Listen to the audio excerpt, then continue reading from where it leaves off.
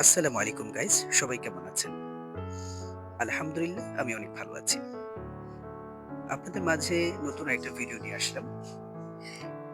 আজকে যে রেসিপিটা রান্না হচ্ছে, এটা আমার এক মোস্ট ফেভারিট রেসিপি। এই রেসিপিটা বড় ইলিশের চাক দিয়ে খেতে খুব ভালো লাগে।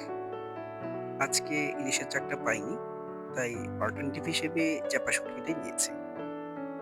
সবাই গেস করতে পারছেন কিনা যে কি রান্না হচ্ছে? এখন আলুগুলোকে দিয়ে দেওয়া হচ্ছে। আলুগুলোকে একটু কষিয়ে কষানো আলুর উপরে লতিগুলোকে দিয়ে দেওয়া হবে। এই রেসিপিটা খেতে আমার কাছে খুবই ভালো লাগে। স্পেশালি যদি বড় ইলিশের চাক দিয়ে রান্না হয়, তাহলে খেতে আরো দারুণ লাগে। তো রুটিগুলোকে কষানো হচ্ছে। রান্নার মাঝে আমার একটা কথা মনে পড়ে গেল। কথাটা ভুলেই ফেলি। সবচেয়ে সুন্দর সম্পর্ক হচ্ছে দুটো চোখের। কিভাবে জানেন?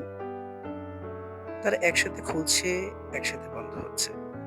একসাথে কান্না করছে, একসাথে ঘুমাচ্ছে। সবচেয়ে বড় ব্যাপারটা কি জানেন? তারা কিন্তু কেউ কাউকে দেখছে না। কত সুন্দর একটা সম্পর্ক, তাই না?